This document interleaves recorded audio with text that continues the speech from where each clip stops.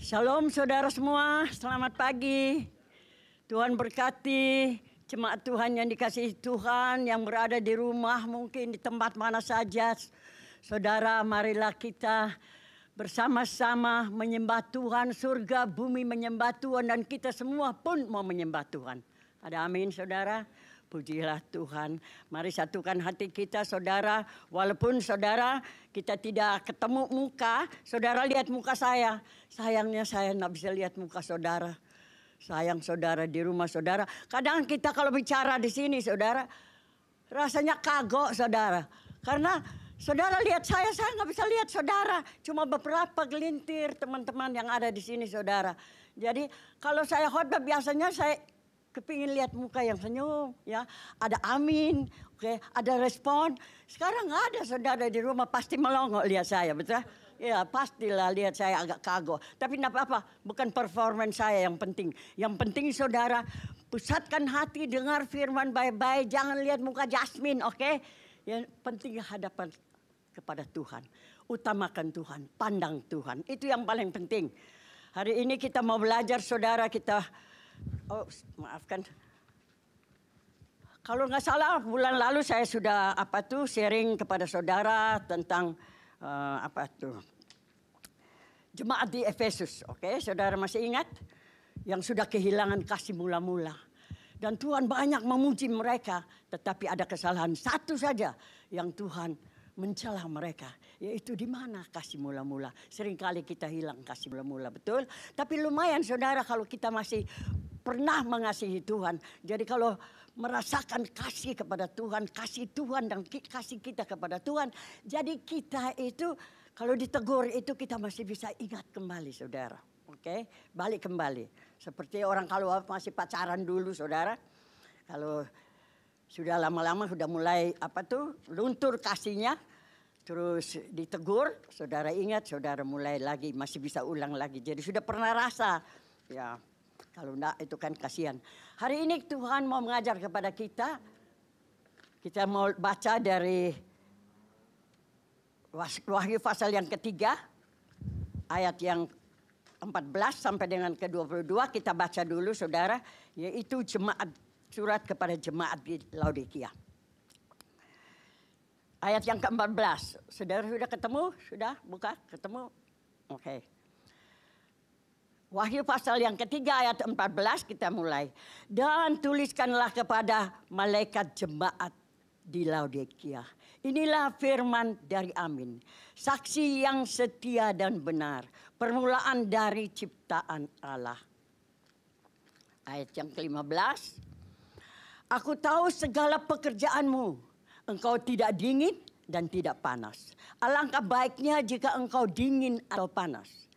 Jadi karena engkau suam-suam kuku dan tidak dingin ataupun panas, aku akan memuntahkan engkau dari mulutku. 17. Karena engkau berkata, aku kaya dan aku telah memperkayakan diriku dan aku tidak kekurangan apa-apa. Dan karena engkau tidak tahu bahwa engkau melarat dan malang, miskin, buta, dan telanjang.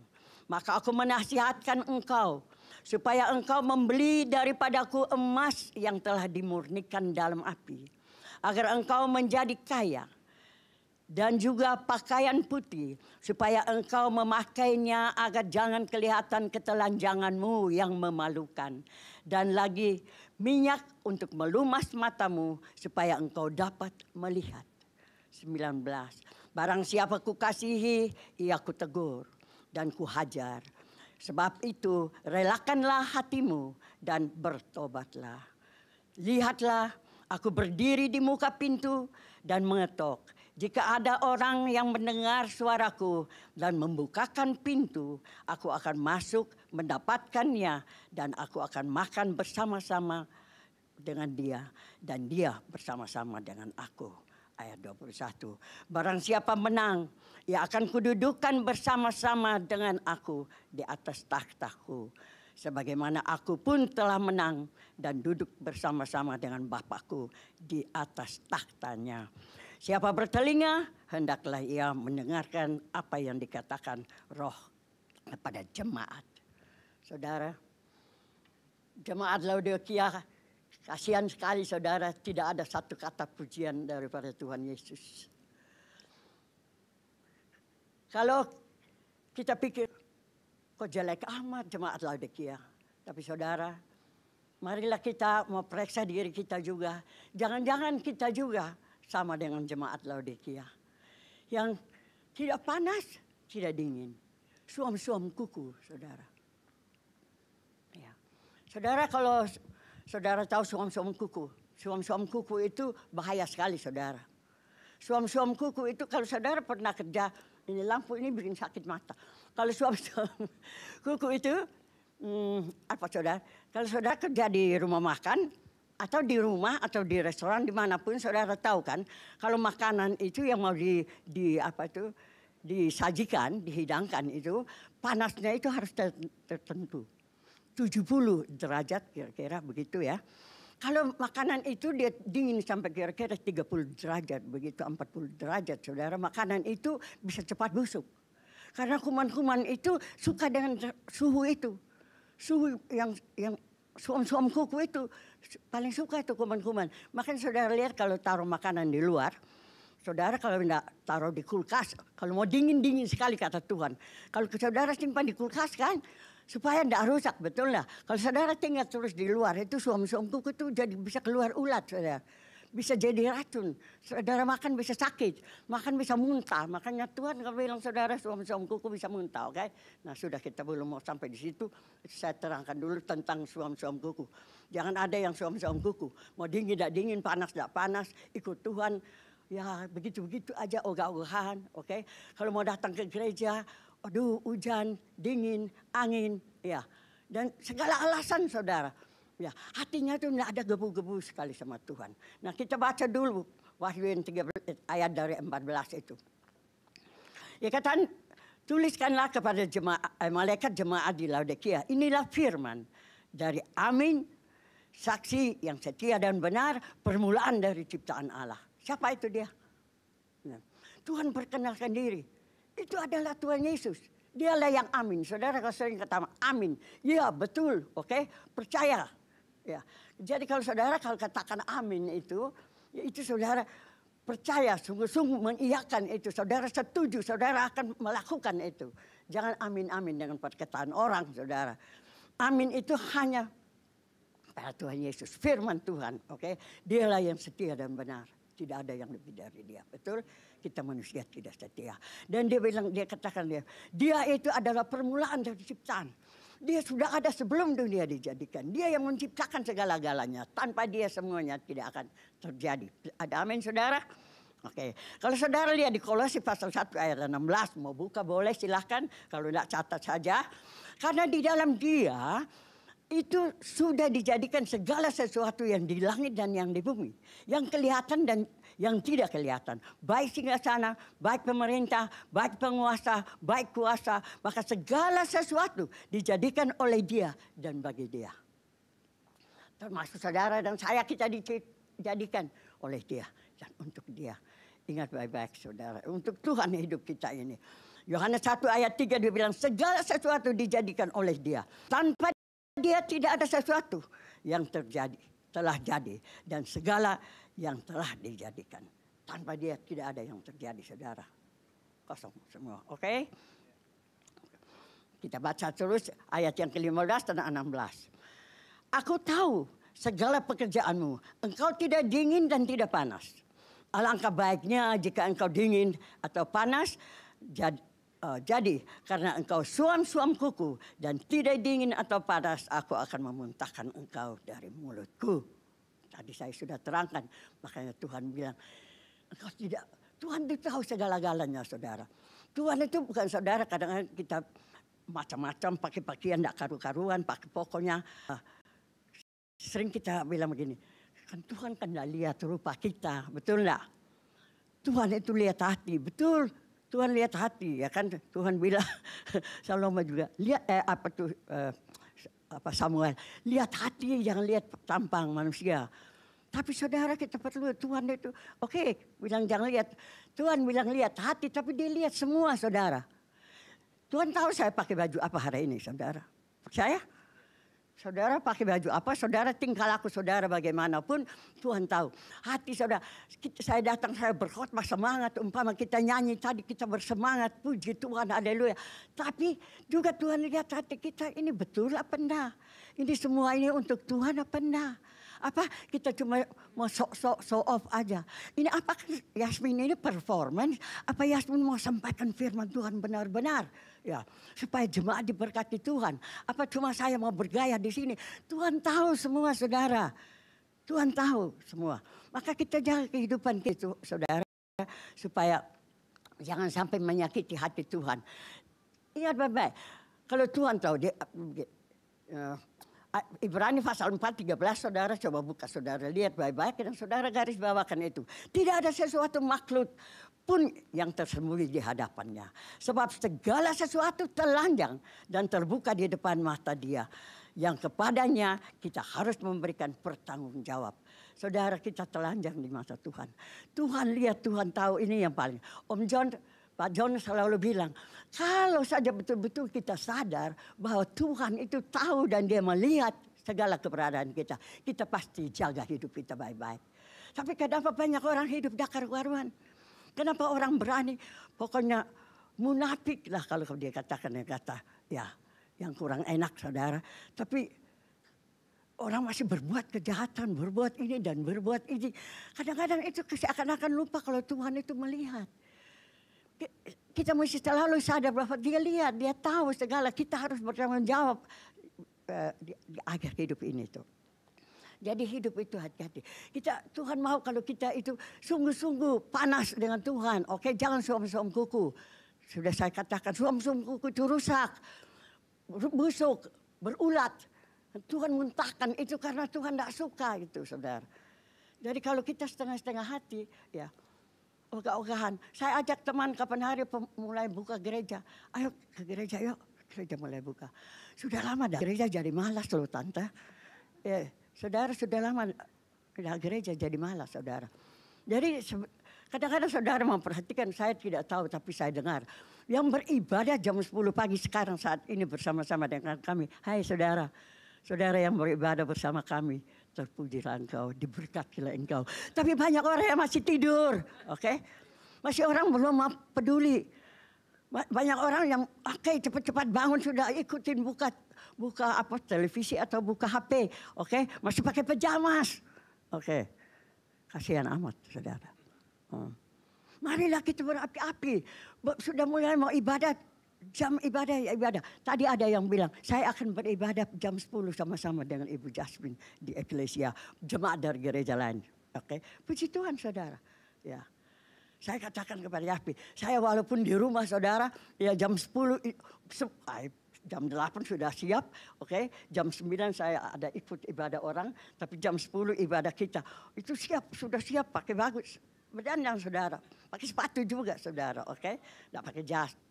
Iya, pokoknya senang saudara, puji Tuhan. Saya juga ikut angkat tangan memuji Tuhan.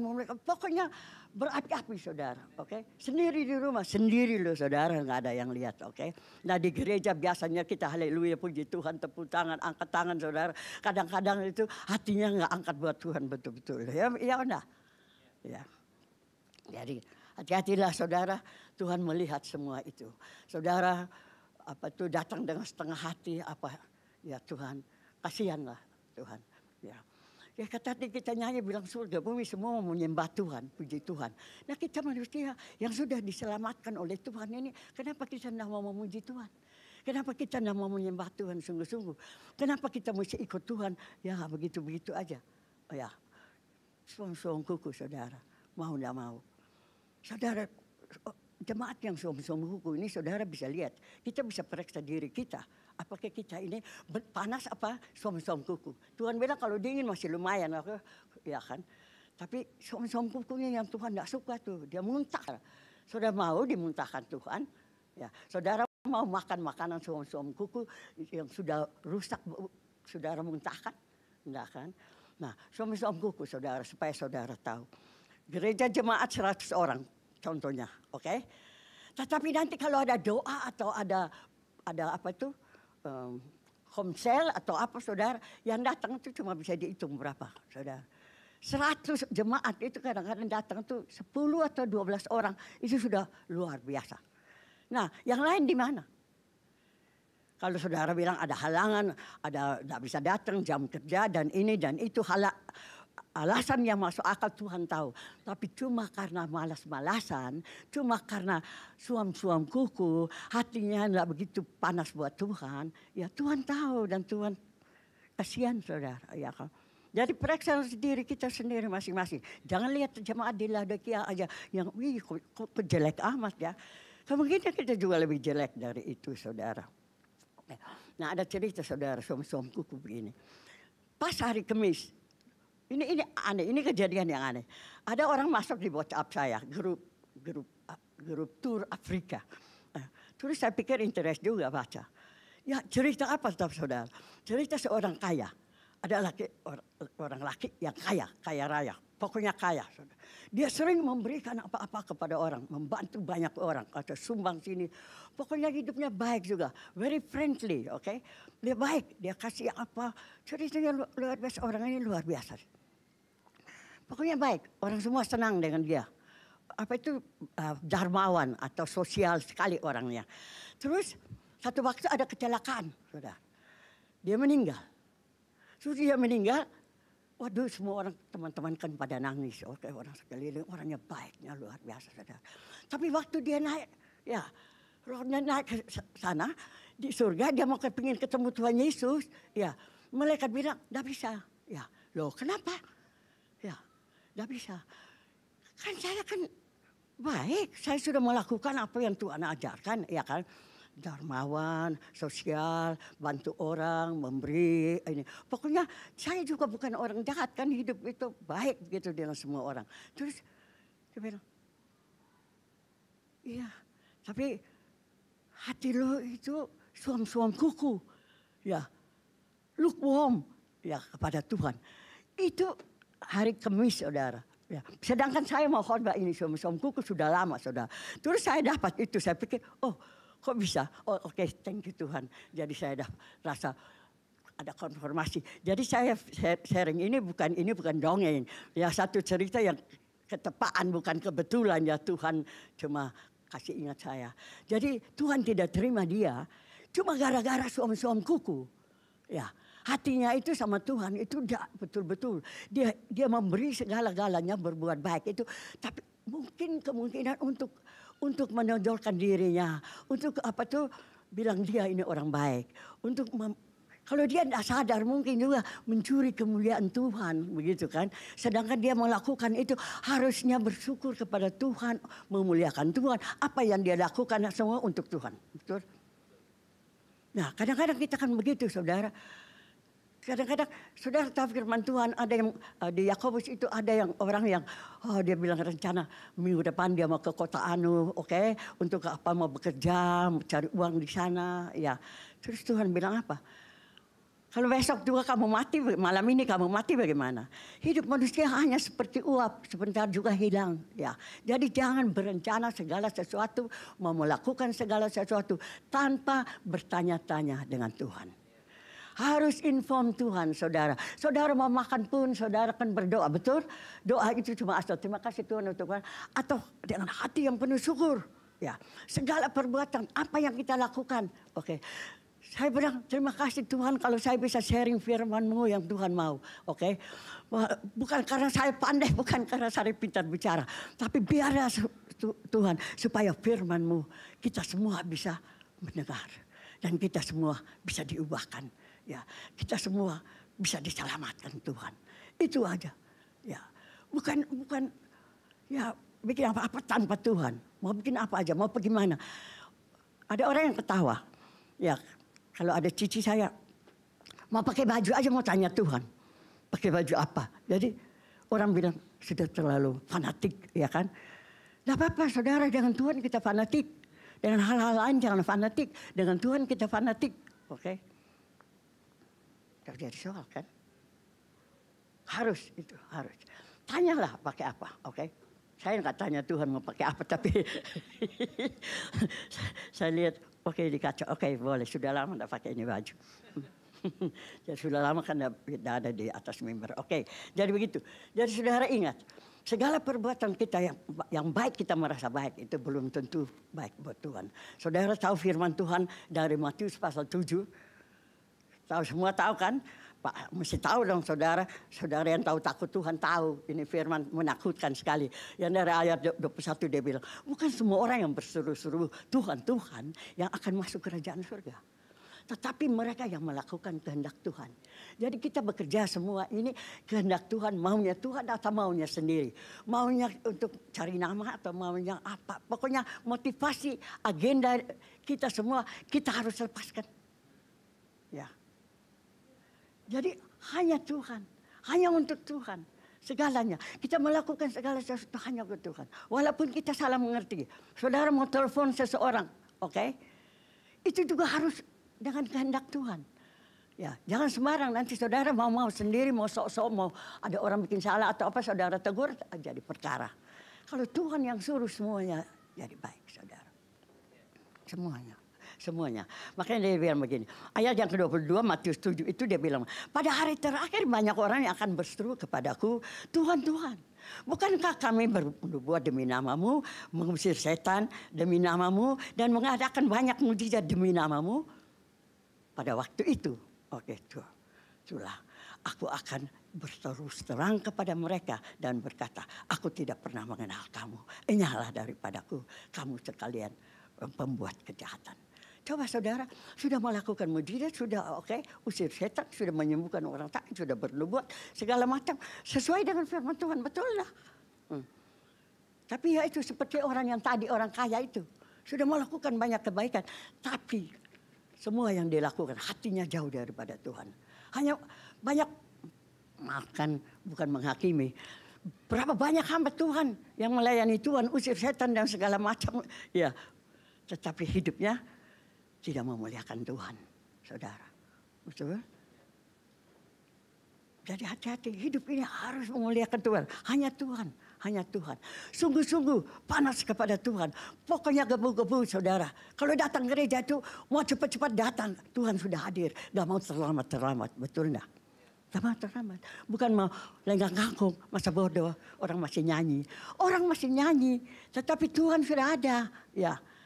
Tuhan memberkati melalui puji-pujian. Ya, kalau enggak mau ya salah sendiri. Itulah yang suam kuku yang begitu.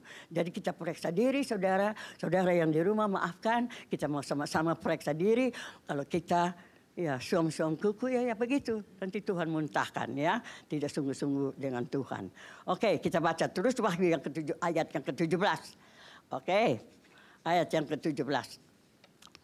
Karena engkau berkata aku kaya dan aku telah memperkayakan diriku dan aku tidak kekurangan apa-apa. Dan karena engkau tidak tahu bahwa Tuhan katakan, engkau tidak tahu bahwa engkau melarat dan malang, miskin, buta dan telanjang. Jadi jemaat Laodikia mereka sudah tidak butuh Tuhan. Mereka merasa mereka kaya. Laodikia itu kota di Asia Kecil yang terkaya, yang paling kaya. Efesus yang paling besar, dia yang paling kaya. Mereka perbankannya luar biasa. Mereka punya pabrik tekstil yang luar biasa. Mereka banyak itu domba kebanyakan dombanya hitam semua. Jadi wool yang luar biasa, wool hitam saudara, woolnya. Dan mereka itu punya pabrik obat-obatan kedokteran yang luar biasa terkenal. Ya, mereka punya obat mata itu salep mata itu yang paling terkenal, kirim kemana-mana itu menyembuhkan ada semacam penyakit mata yang pokoknya terkenal lah. Saudara, itu cuma sepintas lalu saya lihat dari Google aja dan sepintas lalu kita tidak bicarakan tentang itu, oke? Mereka. Nah, tapi jadi mereka itu kaya. Saya yakin kebanyakan jemaat yang di Laodikia itu jemaat yang kaya-kaya, oke?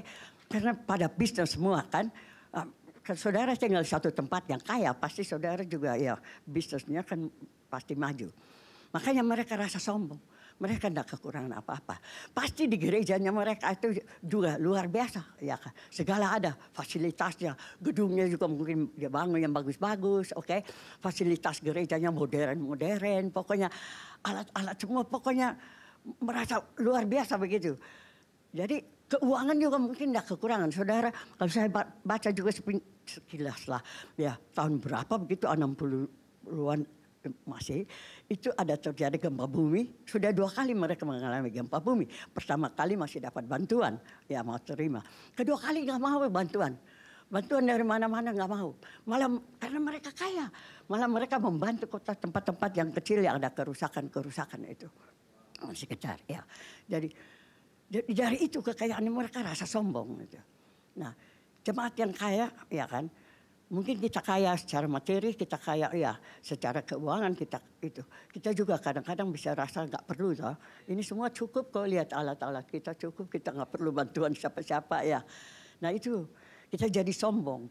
Dan saudara tahu kalau Tuhan benci orang yang sombong, orang yang congkak. Supaya kita jangan jadi sombong saudara. Karena saudara apa yang Tuhan benci? Ya, kita jangan lakukan. Saya sering katakan, kita baca di Alkitab, Tuhan benci ini, Tuhan benci ini, Tuhan benci ini. Kita tahu semua, saya tidak khotbahkan tentang apa. Terlebih lagi kalau katakan, saya paling anti perceraian.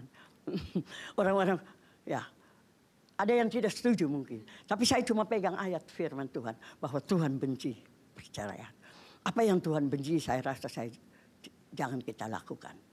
Karena itu menyakiti betul. Kita katakan kita cinta Tuhan, tapi kita berbuat apa yang Tuhan benci. Nah masuk akal lah. Ya. Nah, orang yang suami-suami kuku ya dia nggak peduli, dia nggak mau tahu. Dia mau melakukan apa-apa begitu. Oke. Nah, Tuhan itu benci. Tuhan suka orang yang merasa miskin di hadapan Tuhan. Yang segala-galanya masih berharap kepada Tuhan. Saudara kalau kita datang berdoa, saudara tidak mau ikut doa. Saudara mau enak tidur di rumah atau apa. Saudara mesti mengerti. Kita datang berdoa itu bukan apa-apa. Kita datang berdoa itu kita cuma menyatakan kepada Tuhan. Walaupun doa kita simpel, kita menyatakan kepada Tuhan bahwa Tuhan kita tidak mampu berbuat apa-apa. Kita tidak mampu, hal kecil pun ini kita tidak mampu. Makanya kita mau datang, kita minta pertolongan Tuhan. Jadi kalau kita betul-betul itu hidupnya itu betul-betul percaya kepada Tuhan sepenuhnya, kita pasti mau datang. Benar ya? Terkecuali ada alasan tertentu yang tidak bisa. Betul. Tapi hati itu rindu. Rindu sekali mau datang. Walaupun kita tidak ikut doa, ya, tidak usah takut, ya. Tapi kita mendukung dan kita bisa bersama-sama. Mungkin doa-doa dari teman-teman kita sesuai dengan apa yang kita mau doakan. Yes, jadi luar biasa kan begitu, ya. Nah, Matius 6 ayat 1, ingat dia bilang ini khotbah Tuhan Yesus di atas bukit. Dia bilang, ingatlah. Oh bukan. Matius 5 ayat 3. Berbahagia, Matius 5 ayat 3. Berbahagialah orang yang miskin di hadapan Allah. Karena mereka lah yang punya kerajaan surga. Jadi kalau orang yang sombong jangan harap, oke? Yang mau pakai kekuatan sendiri melakukan ini, ya melakukan berapa banyak pun, ya tidak masuk kerajaan Allah. Karena yang miskin di hadapan Tuhan. Tidak usah malu saudara, apapun doa. Saya senang dengan teman kita, ada salah satu yang sama-sama kita berdoa. Ya, itu selalu aja ajukan ada permohonan doa sehari. Pokoknya apa saja dia menghadapi, dia minta tolong kita doa, betul? Ya. Apa saja, papanya sakit, teman papanya sakit, oke, hilang kerjaan, temannya nggak ada kerjaan, apa saja. Ya.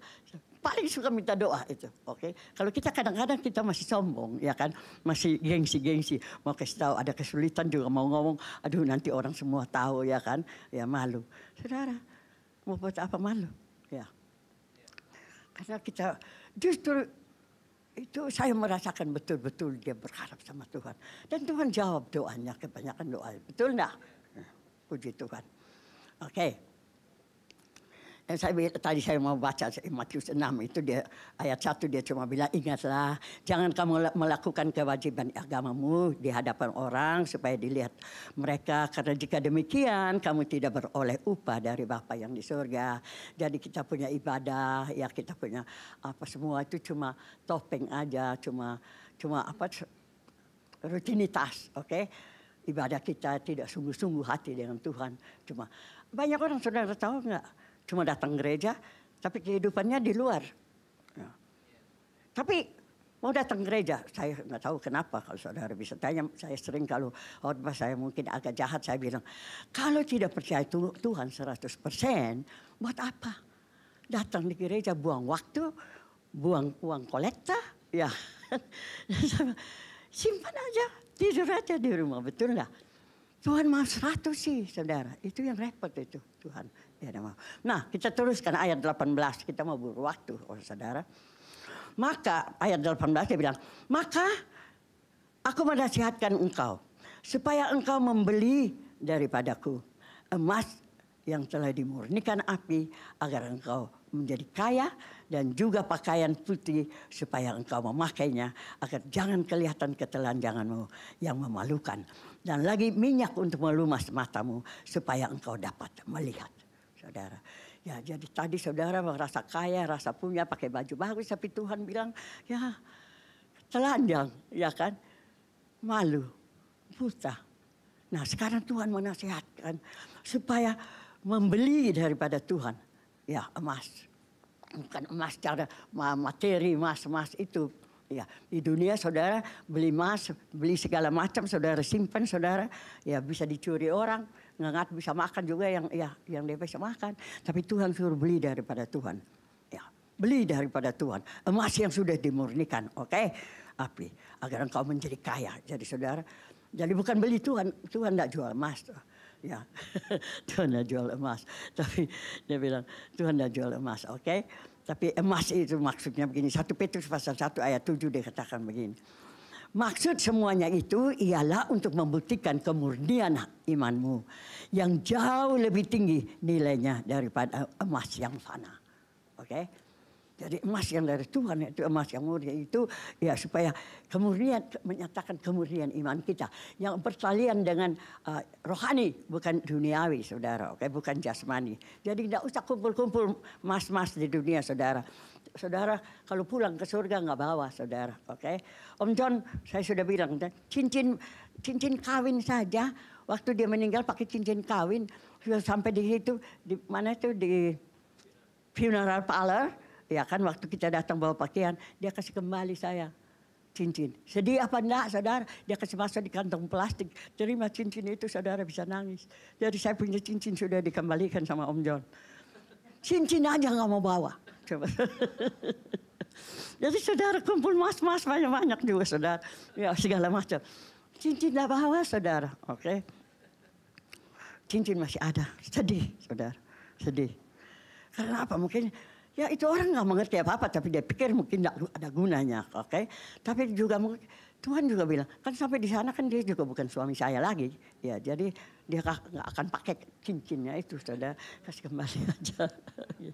Aduh, jadi maksudnya itu tadi saya baca belum habis. Jadi dia bilang, yang diuji kemurniannya dengan api, sehingga kamu memperoleh puji-pujian dan kemuliaan dan kehormatan pada hari Yesus Kristus menyatakan dirinya. Jadi emas yang dari Tuhan, emas murni yang sudah dibakar sudah itu oleh api, emas yang paling murni, saudara. Kalau emas murni itu yang 24 itu, ya itulah Tuhan suruh beli daripada dia itu, saudara. Oke. Dan Tuhan suruh apa? Beli pakaian putih, oke? Pakaian putih, saudara.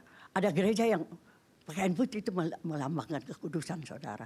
Kalau saudara wedding pernikahan itu semua kan wanita yang pakai baju putih, kecuali yang kurang mengerti, oke? Bisa pakai macam-macam warna. Tapi warna putih itu menyatakan kemurnian, kekudusan. Betul enggak? Putih yang tak bercacat. Nah Tuhan mau kasih kita beli dari dia pakaian putih yang menutupi kekudusan hidup kita, yang menutupi ketelanjangan kita. Ya. Jadi walaupun pakai begini, saudara, kalau hati kita nggak benar, hati hidup kita kotor, hidup kita nggak benar dengan Tuhan, itu Tuhan melihat kita telanjang. Ya, Tuhan bilang kita masih telanjang. Jadi Tuhan mau kasih pakai baju yang kudus, begitu loh. Jadi bukan cara berdandan kita, tetapi juga jangan ikut teman saya orang Thailand. Dia nggak tahu masuk aliran apa, sudah pakai baju putih terus tiap hari. Di gerejanya pakai baju putih, Ya, ada orang yang begitu kan, mau tunjukkan kekudusan. Tapi buat apa kita pamerkan kekudusan? Bukan suruh pakai betul-betul baju putih, bukan. Ya, tapi hidup yang kudus, oke? Kita pakai baju putih, itu melambangkan kekudusan kita waktu kita married, saudara, oke? Nah, terus, saya tunjukkan ini dulu, kekudusan dia bilang. Itu pakaian yang putih. Ya, saya pasal 61 ayat 10, saudara coba lihat. Ini saya tertarik sekali, dia bilang. Aku bersuka cita di dalam Tuhan. Jiwaku bersorak-sorak di dalam Allahku. Sebab ia mengenakan pakaian keselamatan kepadaku. Dan menyelubungi aku dengan jubah kebenaran. Seperti pengantin laki-laki yang mengenakan perhiasan kepala. Dan seperti pengantin perempuan yang memakai perhiasannya. Jadi kalau Tuhan mau kasih kita baju putih, ya ini. Untuk menjadi sebagai mempelai perempuan. Oke? Kita semua mempelai Kristus, betul lah. Kita harus kudus. Supaya. Jadi bersukacitalah kalau Tuhan mau kasih kita baju putih, saudara. Untuk menutupi ketelanjangan kita. Terus, dia bilang minyak untuk melumas mata. Tadi saya katakan, kalau Laodikia itu terkenal dengan obat mata. Tetapi obat mata untuk mata yang betul ini, jasmani ini, saudara. Puji Tuhan mereka bisa terkenal sekali. Ya katanya obat matanya. Tapi Tuhan mau kita supaya bukan obat mata minyak yang bukan mata jasmani kita. Tapi mata rohani kita. Mata hati kita. Ya, yang perlu dicelikan. Itu. Perlu dicelikan. Makanya Paulus surat kepada jemaat di Efesus. Dia berdoa untuk jemaat di Efesus itu. Pasal 1 ayat 8 dia katakan begini. Dan supaya Tuhan, yaitu Tuhan, menjadikan mata hatimu terang. Agar kamu mengerti pengharapan apakah yang terkandung dalam panggilan Tuhan. Betapa kayanya kemuliaan warisannya kepada orang-orang kudus. Jadi mata kita bisa lihat panggilan Tuhan yang betul-betul luar biasa. Oke? Jadi ikut Tuhan itu bukan asal-asal ikut-ikutan kepada orang. Tapi sungguh-sungguh mata rohani kita terbuka. Supaya bisa lihat. Bisa lihat apa yang Tuhan punya rencana di dalam hidup kita. Supaya kita mengerti pengharapan yang terkandung di dalam panggilan Tuhan ini. Oke, yang luar biasa. Oke. Betapa kaya dan kemuliaan warisannya kepada orang-orang kudus. Jadi bukan kita mau ikut Tuhan mau kejar warisan, bukan saudara. Warisan dunia memang nggak ada, saudara. Oke. Tetapi warisan daripada Tuhan. Yang luar biasa itu. Oke. Jadi bilang beli, saudara, beli. Sebenarnya beli. Siapa yang bilang mesti bayar? Orang bilang, masa sih Tuhan kok suruh bayar, suruh beli. Ya enggak masuk akal lah. Dia bilang begini, enggak usah beli, dia bilang. Ya saya pasal 55 ayat 1 dia bilang, ayo hai semua orang yang haus. Dengar baik-baik. Marilah dan minumlah. Dan hai orang-orang yang tidak mempunyai uang. Marilah, terimalah gandum tanpa uang pembeli. Dan makanlah 2 anggur dan susu tanpa bayaran. Jadi sama Tuhan itu kalau saudara bilang, kok Tuhan kok suruh beli, ya kan? Tuhan bilang beli, tetapi tidak bayar, saudara. Beli tidak, kematian, keselamatan buat kita aja tidak bayar, saudara. Tuhan yang sudah bayar semuanya. Masa suruh beli baju, beli emas, beli obat mata, ya suruh bayar. Enggak lah, oke? Enggak. Suruh. Kalau enggak ada uang, enggak apa-apa. Ya kalau lu ada uang ya taruh mana persembahan, oke? Begitu. Enggak ada uang, enggak apa-apa saudara. Tuhan tidak menuntun segala sesuatu untuk uangnya, oke? Kita teruskan waktu yang ayat ke-19. Jadi sudah saudara mengerti supaya menutupi ketelanjangan, oke? Supaya kita menjadi dipermuliakan dengan kekayaan bukan emas dunia. Okay. Supaya obat mata, minyak yang melumas mata kita adalah dari Tuhan. Roh Kudus yang membukakan mata hati kita. Sekarang ayat 19. Barang siapa ku kasihi ku tegur dan ku hajar. Sebab itu relakan hatimu dan bertobatlah. Saudara pernah dihajar Tuhan dah? Dia dihajar lagi. Dia bilang barang siapa yang ku kasih ku hajar. Oke. Ku tegur masih lumayan, ku hajar ini kok agak enggak ya rasa enggak enak. Kalau ajar ya hajar. Saya sering dihajar Tuhan, saudara. Dari dulu, saya kalau berbuat salah apapun saya pasti dihajar Tuhan langsung. Langsung saudara, oke? Ya, dah tunggu beberapa, dah tunggu sampai di hari penghakiman, enggak, oke? Saya tanya guru saya, Om John Paul, Om, kenapa sih Om? Kalau saya tuh bikin salah apa aja, melanggar peraturan atau jahat hati sama orang atau apa begitu, kok saya langsung kayak dicambuk sama Tuhan gitu loh, dihajar sama Tuhan. Ya, Om John kok enggak. Om John enggak loh saudara, dia diam-diam. Dia juga bikin salah, dia juga melanggar banyak hal-hal juga ya. Tapi enggak, itu dia tenang-tenang aja. Saya tanya. Terus guru kita Om John Paul bilang begini. Iya, karena Tuhan tahu siapa yang harus dicambuk keras, siapa yang ya cuma ditegur pelan-pelan. Tuhan tahu. Kalau John dicambuk keras mungkin dia dia lari, dia bilang ya nggak bisa. Ya Tuhan yang tahu gitu loh. Kalau Jasmine mah ya dicambuk keras-keras juga belum tentu mau dengar, jadi harus tergantung dari kita. Ya, jadi kita jangan iri lihat orang lain. Makanya Tuhan bilang jangan iri orang lain kalau udah dihajar Tuhan. Firman Tuhan di pengkhotbah dia bilang ada orang yang berbuat kejahatan, kesalahan, tetapi berbuat dosa tapi tidak langsung dihukum, sehingga mereka masih lebih kepingin untuk berbuat dosa. Betul? Nah itu memang kenyataan, itu pengkhotbah tulis begitu. Tapi mereka mestinya tahu kalau nanti di hari penghakiman itu akan ada penghakimannya. Begitu. Jadi kalau kita ini mesti sadar juga. Jadi kadang-kadang pikir, oh enak juga saya dihajar Tuhan, langsung dihajar, dicambuk atau apa, terus ya saya bisa langsung terima kasih. Saya dicopet orang juga, saya ingat tidak pernah lupa. Ya, saya di Italia saya dicopet orang sudah lama, ini tahun 88, tapi itu pengajaran itu mengajar saya sampai ke sekarang. Saudara mau tahu kenapa? Begitu saya dicopet di atas bus, ya kan? Tahu-tahu tas tangan saya ringan. Aduh, dompet saya diambil, sudah dilari. Lihat itu orang lari, tapi kan tidak bisa kejar. Tapi saya tidak nangis saudara. Karena saat itu juga saya tahu saya ditegur oleh Tuhan. Karena saya pelit, oke? Tahun 88. Waktu mau berangkat ke Israel, oke? Itu saya ada hati. Saudara kan tahu di hati saudara kadang-kadang digerakkan Tuhan, oke? Memberi persembahan ke sini, memberi persembahan ke situ. Betul enggak? Ada enggak? Ya, seberapa juga kadang Tuhan bilang toh ya. Nah, saat itu Tuhan minta sejumlah begini.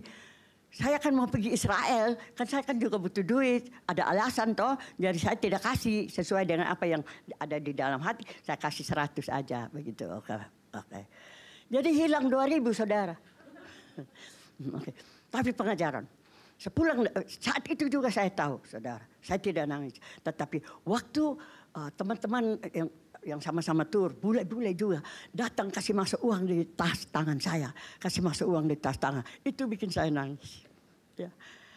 Itu baru saya nangis. Saya tidak nangis karena saya tahu saya salah, dihajar Tuhan sudah habis toh. Ya. Tapi saya tentu minta ampun Tuhan toh saudara. Terus saudara kita mulai berjanji, pokoknya mulai hari ini Tuhan mau saya kasih apa saja. Oke, Tuhan mau saya bikin apa saja, itu biasa saya lakukan. Ya, kita janji. Jadi orang-orang pada kasih uang saudara. Pulang lagi dari liburan, dari tur itu. Saya di tempat kerja saudara. Dikasih cek $1.000 saudara. Karena saya dipilih sebagai apa? The employee of the year. Employee of the year. Kasih $1.000 lagi, suruh kasih makan lagi. Makan free lagi. Jadi akhirnya kembali itu uang saudara. Luar biasa Tuhan, oke? Ya, tapi jangan coba-coba saudara, jangan coba-coba pikir mau ini. Jadi sudah puji Tuhan. Jadi mulai dari itu kita belajar hati-hati saudara ya. Bukan berarti saya ini sudah tidak berbuat salah. Saya juga kadang-kadang masih juga berbuat salah, masih banyak kesalahan, masih banyak ya, masih ini mematikan ini daging ini susah gitu. Jangankan matikan daging begini ya, untuk taat Tuhan. Mau sayang Tuhan aja juga susah saudara. Kadang-kadang saudara kan masih ngantuk, malas, dingin lah, apalah ya kan. Mau bangun untuk menyembah Tuhan, memuji Tuhan aja malas-malasan, betul? Ya. Kalau bukan kemurahan Tuhan semua juga nggak bisa. Oke, nah kita sudah mau selesai saudara. Jadi saudara, ya, jadi dia bilang apa? barang siapa kukasihi. Saudara sudah tahu cerita kan kalau sudah baca di Ibrani gitu loh. Tuhan mengasihi ya anak-anaknya, kalau Tuhan pukul anak-anaknya hajar. Itu dianggap anak. Ya, karena anak baru Tuhan hajar. Kalau Tuhan tidak mengajar berarti itu bukan anak. Bapak-bapak juga begitu, kita ajar anak kita sendiri, betul enggak? Tidak mungkin kita ajar anak orang lain. Nah, anak kita sendiri kita bisa pukul, kita bisa cambuk, kita bisa apa. Karena kita apa? Sayang. Ada hamba Tuhan bilang begini, ini sudah tahun 80-an, ya 83 gitu. Dia bilang begini, kalau orang tua lagi pukul anaknya, lagi hajar anaknya, dia tidak suka orang luar campur. Betul toh? Ini orang tua. Kalau dia lagi datang pukul anaknya, lu nggak boleh begini, lu mesti begini. Terus kita datang angkat anaknya, jangan begitu, jangan pukul dong. Pasti marah orang tua. Ya, begitu juga dengan Tuhan. Dia bilang, kalau Tuhan lagi hajar anaknya, oke, jangan campur tangan. Izinkan Tuhan, tidak usah bela, tidak usah. Ya. Kalau Tuhan lagi hajar orang itu sampai dia, ini contoh saja, dia dari kaya-kaya tahu-tahu bangkrut, oke? Kalau saudara mau kasih keluar uang untuk bantu, ya percuma. Karena Tuhan bilang, saya punya urusan kan. Kadang-kadang kita pikir kita sayang orang-orang atau anak-anak kita, saudara-saudara kita sayang sekali lebih dari Tuhan. Padahal kita lupa kalau Tuhan sayang mereka lebih dari kita. Tuhan kalau mau sikat mereka, hantam mereka, cambuk mereka. Karena Tuhan sayang supaya mereka. Orang tua ajar kita ya supaya kita baik di dunia. Supaya kita ya hidup benar. Tapi Tuhan ajar kita sayang kita supaya kita bisa sampai ke kekekalan. Benarlah. Jadi izinkan Tuhan dia bilang. Makanya Tuhan dikasih izinkan Tuhan. Oke. Nah ayat yang 20 dan 21. Lihat, aku berdiri di muka pintu dan mengetok. Jikalau ada orang yang mendengar suaraku dan membukakan pintu, aku akan masuk mendapatkannya dan aku akan makan bersama-sama dengan dia dan ia bersama-sama dengan aku. Barang siapa menang, ia akan kududukan bersama-sama aku di atas takhtaku, sebagaimana aku pun telah menang dan duduk bersama-sama dengan Bapakku di atas takhtanya. Luar biasa saudara. Oke, saudara. Ini Tuhan berdiri di depan untuk ketok pintu. Kadang-kadang kita itu pikir ini penginjilan. Benar ya? Kita menginjil orang, kita kasih tahu ya Tuhan lagi ketok pintu ya supaya lu buka hati. Padahal ini Tuhan bicara kepada Laodikia, jemaatnya. Tapi karena jemaat ini sudah suam-suam kuku, ya tidak panas-panas dengan Tuhan, ya jadi Tuhan, saudara tahu kenapa? Pintu gereja ditutup, Tuhan di luar, nggak ada di dalam. Mereka beribadah. Tapi ya ibadah ya hura-hura, ya menyanyi puji-pujian, tapi Tuhan yang nggak ada. Ya, mestinya kan kita sudah sering menyanyi, Tuhan has to be the center, okay, in our church. Tuhan, Jesus has to be the center in our life. Tapi jemaat Laodikia pasti sudah nggak ada, makanya Tuhan bilang, aku ketok ini, lagi berdiri ketok. Ya, kalau ada yang dengar, pintu hati juga mereka jemaat Laodikia juga pintu hatinya mungkin sudah habis. Ya Tuhan lagi ketok. Oke. Jadi kita harus dengar dan kita harus buka saudara. Mungkin di antara kita periksa hati hidup kita. Mungkin di antara kita Yesus ada di luar. Kita running our own business. Jadi Tuhan bilang, kalau kita menang seperti Tuhan Yesus juga menang. Dia duduk di atas tahta Bapaknya. Dan dia akan memberikan kita tempatnya. Duduk di atas tahta bersama-sama dengan dia. Luar biasa. Sampai kepada kekekalan. Ayat yang ke-20. Ayat 22. Oke. Dia bilang apa? Kalau orang siapa yang bertelinga, oke? Hendaklah dia mendengarkan. Saudara, kadang kita punya telinga tapi tidak dengar. Marilah kalau kita dengar firman Tuhan, kita sungguh-sungguh dengar firman dengan hati yang sungguh-sungguh. Punya telinga rohani, mau untuk mendengar, mau untuk belajar. Ya. Luar biasa. Kita kan mau supaya kita apa itu. Saya itu rindu sekali kalau Tuhan datang ketemu saya, dia katakan begini, pakai Alkitab yang lama, kata-kata yang lama. Saya bilang, cari Alkitab yang perjanjian cetakan baru. Kok enggak ada itu kata sabas? Saya mau sabaslah. Itu. Saya mau itu kata, saya bilang Melani, Sahabatlah itu kan ada di Alkitab, tapi mama cari-cari tidak ada. Baru saya pikir, oh dicatakan lama pasti ada ketemu. Sahabatlah hai hambaku yang baik dan setia.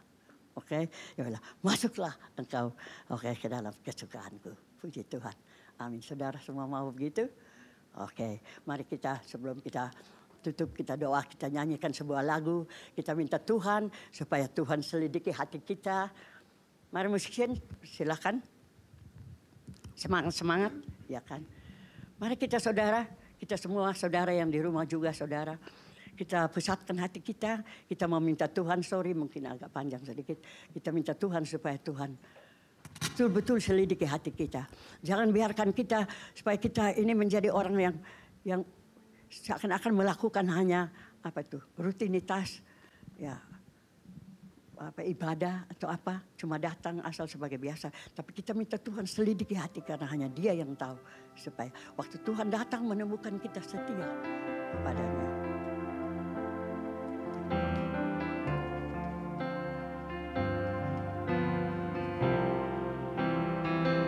Selidiki aku,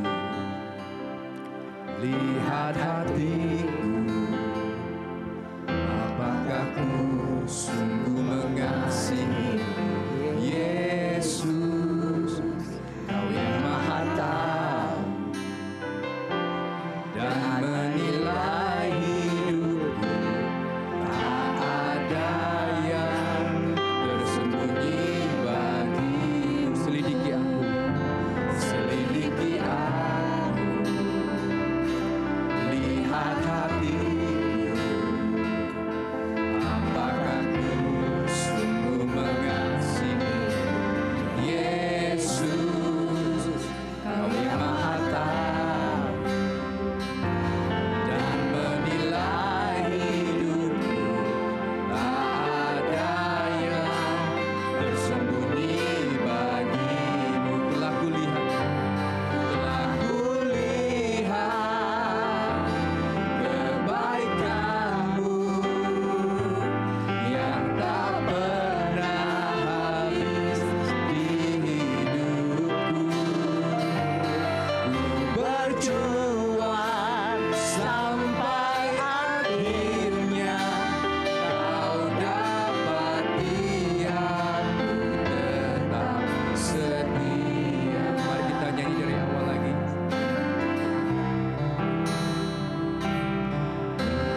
Minta Tuhan selidiki hati. Sungguh mengasihi Yesus, Kau yang Maha Tahu dan menilai hidupku. Tak ada yang tersembunyi bagimu. Telah kulihat kebaikanmu yang tak pernah habis di hidupku. Berjuang sampai akhirnya Kau dapati aku tetap setia. Telah kulihat kebaikanmu yang tak pernah habis di hidupku. Berjuang sampai akhirnya Kau dapati aku tetap setia. Berjuang sampai akhirnya Kau dapati aku tetap setia. Sekali lagi nyatakan pada Tuhan. Berjuang sampai akhirnya Kau dapati aku tetap setia. Haleluya. Tuhan, inilah pujian kami. Kami minta Tuhan selidiki hati kami. Tuhan nyatakan, Tuhan hati kami apa masih mencintai Engkau. Atau kami berada di dalam suam-suam kuku Tuhan. Tuhan tolong kepada kami supaya kami sungguh-sungguh panas Tuhan dan bersungguh-sungguh kepada Engkau. Jangan sampai Tuhan muntahkan kami. Tuhan, kami sudah melihat segala kebaikan-kebaikan-Mu di dalam hidup kami. Tapi keadaan sekeliling kami Tuhan kadang membuat kami menjadi suam-suam kuku. Kadang kekayaan dunia ini juga Tuhan dengan segala kemewahannya membuat kami sehingga kami melupakan untuk mengutamakan Engkau di dalam kehidupan kami, di dalam ibadah kami. Tuhan tolong kami, ubahkan hati kami Tuhan. Supaya kami sungguh-sungguh Tuhan mengutamakan Engkau di dalam hidup kami. Sungguh-sungguh kami tidak mau berpura-pura, kami tidak mau datang hanya dengan perkataan, tetapi hati kami jauh daripada Engkau. Tuhan tolong kepada setiap kami. Biar satu waktu Tuhan Engkau datang kembali, kami sudah Engkau ubahkan. Dan Engkau akan menemukan kami setia kepada Engkau. Dan Engkau akan mengatakan, sabaslah anakku, sabaslah hambaku. Terima kasih Tuhan Yesus, terima kasih. Terima kasih. Tolong kami. Kami tidak bisa berjalan sendiri. Kami tidak bisa merubah hidup kami sendiri. Kami butuh Engkau Tuhan. Kami butuh Roh Kudus. Engkau bekerja setiap saat di dalam hidup kami. Sungguh Tuhan, kami butuh Engkau. Tidak setiap apapun dalam kehidupan kami. Kami butuh pertolongan-Mu. Kami butuh pimpinan. Terima kasih Tuhan untuk teguran-Mu hari ini. Engkau menegur kami karena Engkau mengasihi kami. Kami adalah anak-anak-Mu. Terima kasih Tuhan. Kami berikan segala puji, hormat, kemuliaan hanya kepada Engkau yang sungguh begitu mengasihi kami. Sehingga Engkau rela mati di atas kayu salib buat kami. Mengangkat segala dosa kami. Terpujilah nama-Mu. Di dalam nama Yesus Kristus. Haleluya. Amin. Semua katakan amin. Tuhan berkati saudara.